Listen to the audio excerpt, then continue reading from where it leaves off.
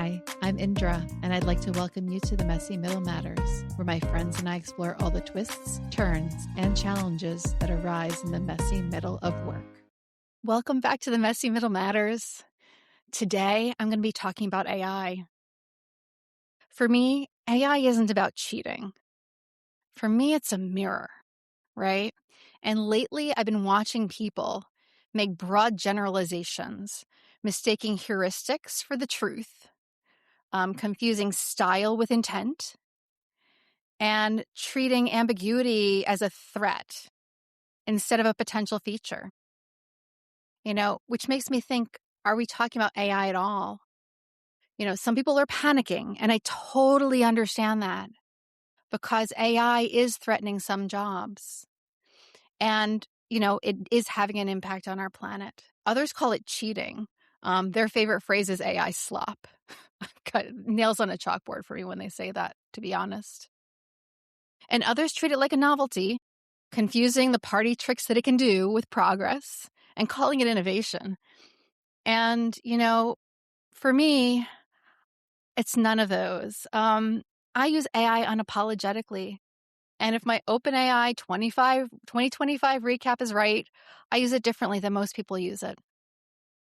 I don't use it to take shortcuts to separate me from my thinking or my work. I use it to make my work more accessible, to make it more impactful, and if you can actually believe it, to make it more human-centered. So let's talk about accessibility. I want to be really, really clear. I'm not talking about the really important, deep, life-changing accessibility work where people are doing serious heavy lifting, serious invisible labor to make meaningful changes in the lives of so many. That work deserves its own spotlight, its own standards, and I am not the person who can speak to that. But just the same way that curb cuts have helped so many of us along the way, there's so much work that's being done in that accessibility world that helps us in these small ways, sometimes invisible ways. For example, one of the things that have been committed to from the start is making sure that every one of my episodes that goes out for the Messy Middle Matters it has a transcript attached to it. Fancy file name, SRT files.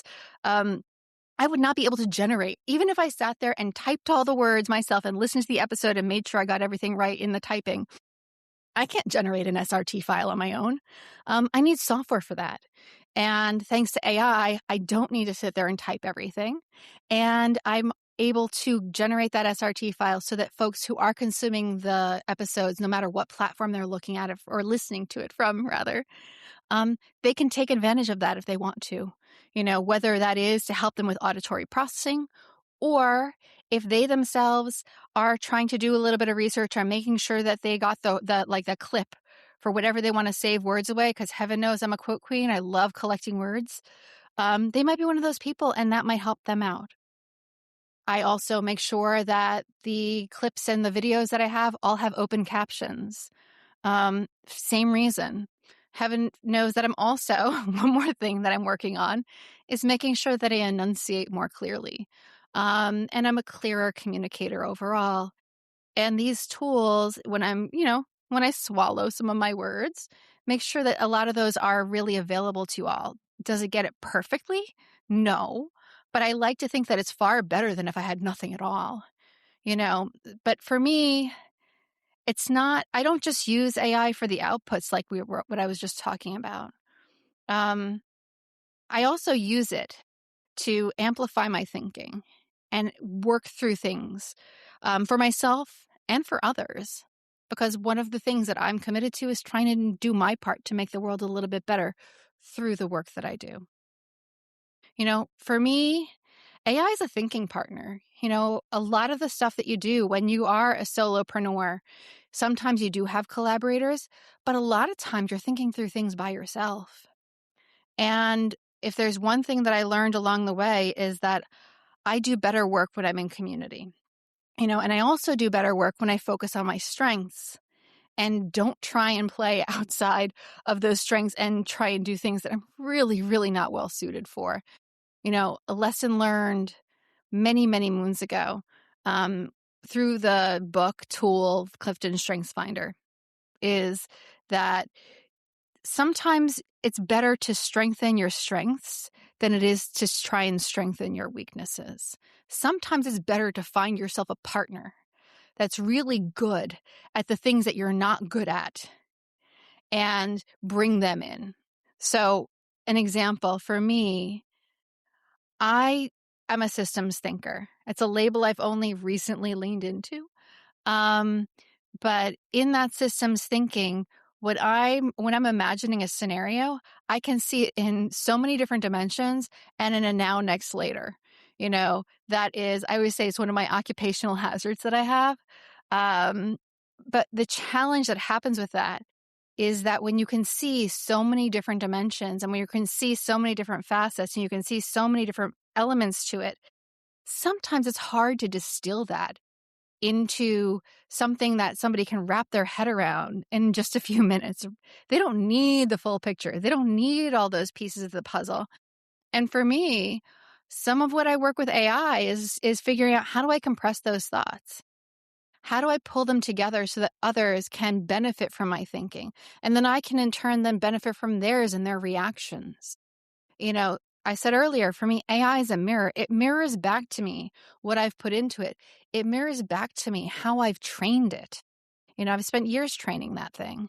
And I'm grateful to it because it does help me see my work from a different perspective, from an outsider's perspective. And that it's not taking that to, it never does my thinking for me, but it looks at me, looks at my work from a different point of view. And for that, I am eternally grateful right now for that. It's helping me grow, because the reality of it is that, we only know the things that we've been exposed to. And there are so many things that, I will say this world was not designed for me. It was not built for me in so many ways. But the reality of it is that that's the world that I live in. And because the world was not built for me, I don't understand the why of how things were structured. I understand some of it, but not all of it. And some of these institutional norms and patterns are just not familiar to me. And I work with AI to help understand how I can map my thinking, my way of being in the world, to not conform to it. Because heaven knows I've tried to do that in my life and that has not worked out well. But as Francis Fry would say, it gives me the secret memos and helps me understand how I can align with, work with, mesh with, or, react against potentially how the world was shaped. For me, I think of AI as a sparring partner a little bit, as a training ground. Since I've been working with it, I will say that my work has gotten sharper. My thinking has gotten clearer. It's not to say I would have gotten there eventually, but, I've spent so much of my life thinking through things on my own that I have so many developed muscles.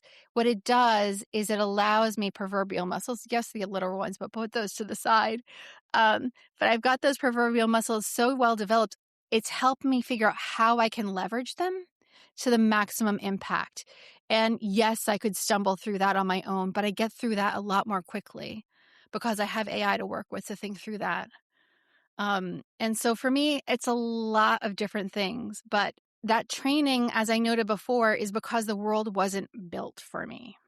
There's a lot of people who are choosing to opt out of AI and they're like, oh, that thing, as I said earlier, it's taking away jobs, it's changing the planet, it's doing all these things, and we can talk about all of that. I'm not taking any of that away. But the reality of it is that AI is here to stay, whether we like it or not. And it's our choice to either engage with it or to, reject it and step away. Way back when I remember when computers started being a thing, when we got our email addresses for the first time when I was in college. Yes, I'm dating myself. I was so resistant to it. And I see what that did when I did that. It took me out of the conversation. It took me out of shaping the future, right? For me, engaging with AI is really important because it is shaping the world that we're in. And I want to understand its lexicon. I want to understand how it's working. I want to understand how it's impacting things. And I also want my voice to be part of what's training it. I'm not naive. In the world that we live in, there's very little information that's really private anymore. You just need to open a newspaper on any given day to figure that one out. But for me, when I'm working with AI, not only am I thinking about the benefits that it's giving to me, I'm often wondering, how is my one little conversation helping to shape the larger thing, right? And that's really important for us. If you really want to be the part of the dialogue and the shaping of the future of AI, you kind of need to engage with it. And that's the way that I think about it, you know? And so as I work with it, I think about how can it help me shape my ideas? How can it make those things more digestible? And how can I make it digestible to people who are unlike myself? If I walk into a room of people who are, human-centric, glue work loving, invisible work celebrating folks, we could talk all day long. And that's wonderful. But we're not the people in power.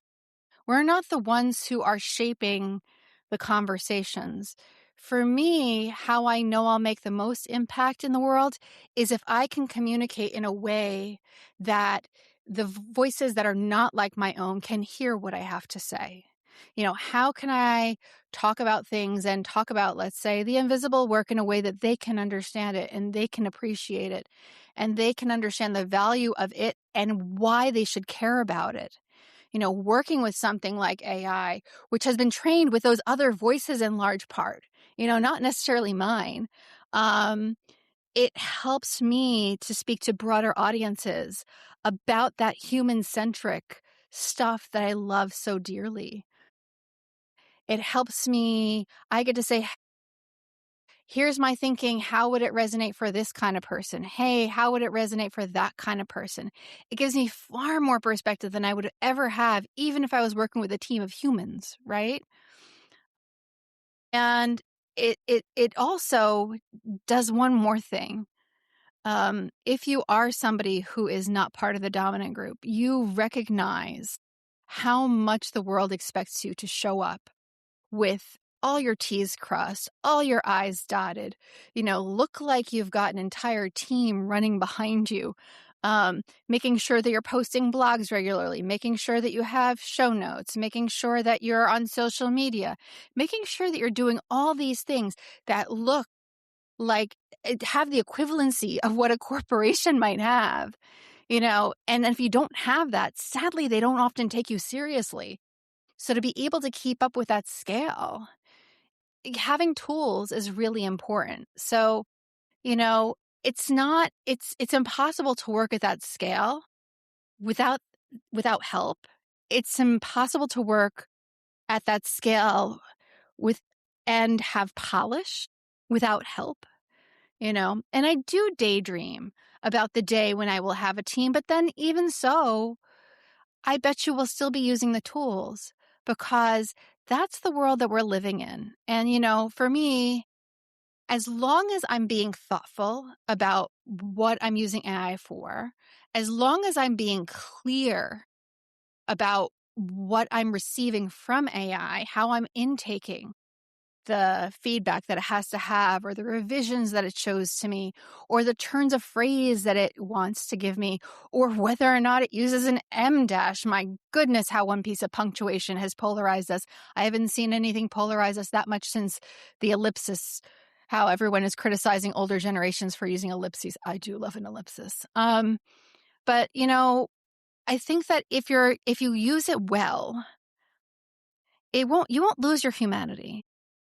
What you will do is you will gain a broader perspective and a broader point of view that allows you to not work faster for faster's sake. Like, that's not the fun part. What it does is it helps you make at least for me, it helps me make my work more visible. It helps me make my work more available, more accessible, and it allows me to participate in forums and in conversations that I wouldn't be able to if I just tried to muscle my way through it, trying to develop skills that were never going to be my strengths. And it helps me be part of shaping a world that has been dominated by systems and tools and, organizations and all of the above that are failing us, and it's time for us to be part of the change that replaces them. So, the question that I leave you all with is, how are you choosing to show up in the systems around you? And how are you making sure that your humanity shapes the tools? The tools don't get to shape you. How are you making sure that your humanity shapes the tools that you use, that we all use? So for me, it's about human agency, clarity, dignity, and making sure that we're helping to shape a world that's shaped by the systems that are imperfect. See you all next time when we cover another topic from the messy middle. Bye.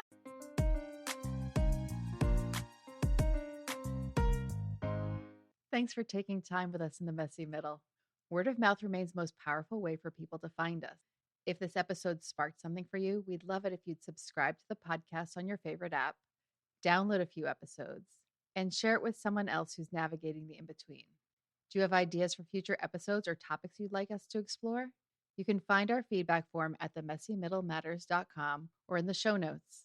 Thank you for joining us on this journey. This work is better when we do it together. Until next time.